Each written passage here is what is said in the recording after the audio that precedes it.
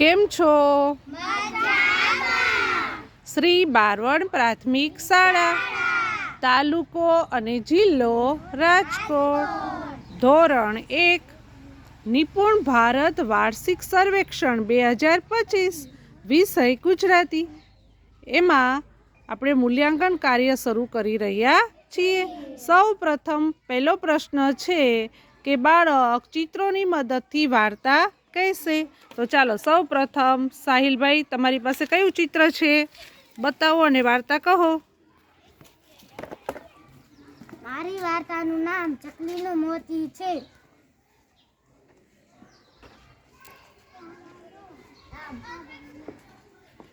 એક ચકલીને ક્યાંકથી એક મોતી મળ્યું. એમને અંદરથી વાંચતા જાઓ બેટા, આ રીતે પછી. હા, એક ચકલીને ક્યાંકથી એક મોતી મળ્યું. ચકલીએ તેને પોતાના નાકમાં પહેરી લીધું. પછી તે રાજાના મહેલ પર જઈને બેસી ગઈ. તેને ગીત ગાયું, હું રાજા થી મોતી, મારા નાકમાં મોતી. આ સાંભળીને રાજાને ખૂબ ગુસ્સો આવ્યો. તેણે પોતાના માણસોને કહ્યું, ચકલીનું મોતી છીનવી લો.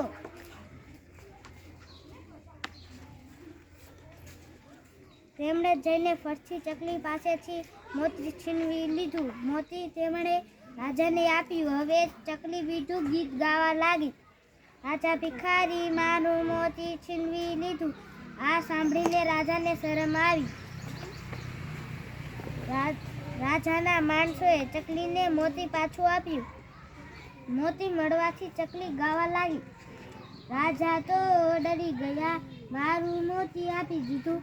આ સાંભળીને રાજા તો ગુસ્સામાં લાલ થઈ ગયા. તેણે ચીસ પાડીને કહ્યું, આ બદમાશ ચકલીને પકડી લાવો. તેના માણસો ચકલીને પકડવા ગયા. ચકલી ફર કરીને ઉડી ગઈ. રાજા હાથ ઘસતા રહી ગયા. વાહ ભાઈ વાહ, ખૂબ સરસ. ચાલો હવે પછી ક્રમશઃ બધા જ વિદ્યાર્થીઓએ આ રીતે પોતાની ચિત્ર વાર્તા મને બતાવવાની છે, એનું નામ કહેવાનું છે અને વાર્તા કહેવાની છે. ચાલો તૈયાર છો ને બધા?